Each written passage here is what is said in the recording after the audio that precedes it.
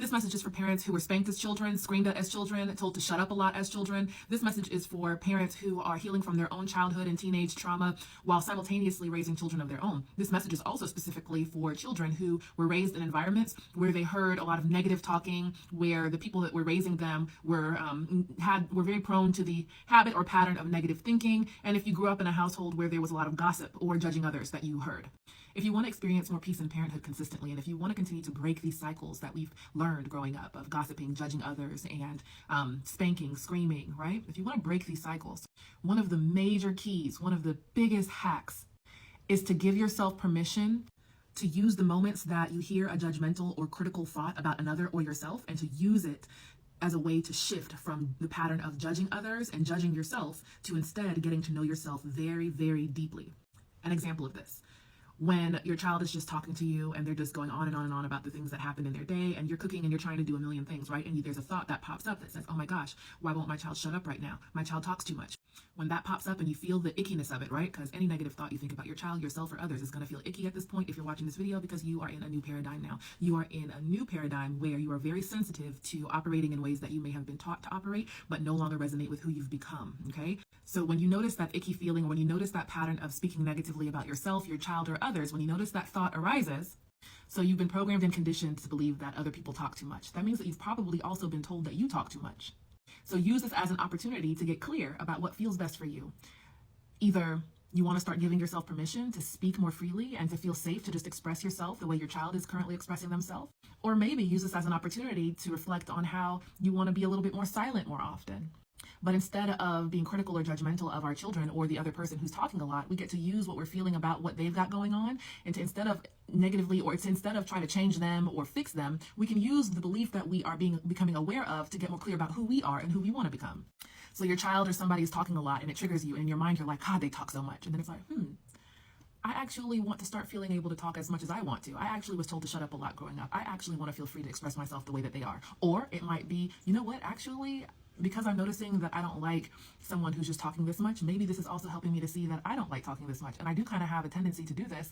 I actually am going to use this to help me get to know myself deeper, help myself understand that I actually want to start being silent more. So then it turns into this irritation, this judgment, being critical turns into actually being grateful for what they did, for what they triggered within you, because it helps you to get more clear about how you want to operate. When you see that someone is dressed a certain way or doing a certain thing that doesn't feel good for you, that means it doesn't resonate, okay? That means that it doesn't resonate with who you've become. So instead of judging them or being critical of them, because we learned to do that, that's what we learned. But instead of judging them and being critical of them, use that instead as an opportunity to get to know yourself more deeply. It's like, wow, talking a lot, that just does not resonate with me.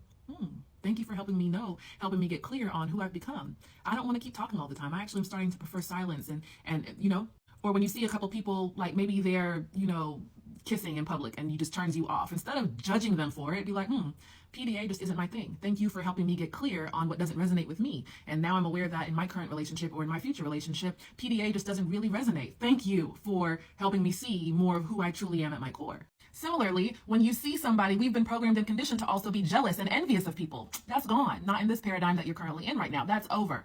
So when you see somebody, maybe you're out to lunch with somebody, with a friend, and you find out that they got a $20,000 pay increase at their job, right? And maybe you feel a little bit of jealousy or envy. No. Really what's happening is that resonates with you. It feels good. Getting a $20,000 pay increase feels good to you. You actually like it. You're inspired by it because it resonates. Abundance resonates with you. You're here to be abundant. So be grateful that you manifested this person, that this conversation is happening in your field, in your experience. Like, it's helping you see and get more clear and be more aware that abundance really resonates with you, as well it should. So see, drop the story. Drop the story. The thought patterns and stuff, the thoughts about it all, drop the story and be focused more on resonance. You're about to go out to dinner with your friend and they ghost you. They don't even tell you. You show up at the restaurant, they don't show up. They don't tell you that they're not showing up. You go ahead, order drinks, appetizers. You're just like, you realize they're not coming. They ghost you. The mind and how you've been programmed to react in the situation is probably going to go on a tangent and tell a story and just go off in a negative spiral. That's going to feel very icky to you. As these days and weeks and months and years go by, you're going to be very sensitive to that negative story, to that negative spiral. And that's telling you that that's not, you've transcended, you've moved beyond operating that way. Instead, drop the story and be grateful. Enjoy your time, enjoy your appetizer, enjoy your drinks, and be grateful for this interaction, for what happened here, because it showed you a pattern of behavior that no longer resonates with you. It's helped you to see who I've become is someone who doesn't ghost people, because I can tell that this feels icky, this does not resonate with me. So this is helping me see that I have outgrown these patterns myself. Let bygones be bygones and move forward with gratitude for what happened, because it helps you get to know yourself better, and also move forward giving yourself full permission to show up more as the version of you who doesn't ghost other people. Drop the story and celebrate the compass. Celebrate the compass that is resonance. Let resonance help you. Let resonance be your guide. Spanking your child feels icky because it no longer resonates with who you've become. Resonance is your guide. Okay? Giving money to people on the street feels so good to you because it resonates as a behavior that feels true for you. It resonates with who you've become. Relaxing more with your child and spending more quality time with your child resonates. It feels good because it resonates. It's showing you your resonance. What resonates with you and what doesn't resonate with you is a compass. It's a guide. Follow it. Being around this person doesn't really feel good for you. Drop the story. Don't let the mind go on and tell a story about it. Drop the story and just honor the resonance. Maybe that chapter, maybe that friendship is over. Drop the story. Trust your resonance.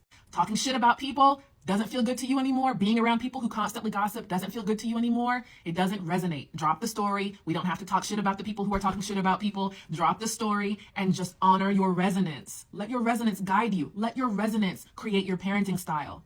Part of the reason parenthood feels like a struggle for so many people is because they're just doing the same things their parents did instead of feeling which of those behaviors, which of those forms of communication actually resonates with who they've become. You are not here to be a carbon copy of your mom or your dad. You are the next iteration. You are the next. You are now. You are not here to be what they were, to become, to act like they act, to react the way they reacted. You are here to be yourself, and how you get to know who you truly are versus who you've been programmed and conditioned to be versus the patterns and programming that were instilled within you from your environment, family, etc. is resonance. Stop doing things that doesn't feel good for you.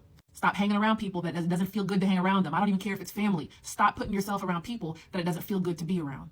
You are too powerful to be doing things that doesn't feel true for you, that doesn't feel good for you to be doing.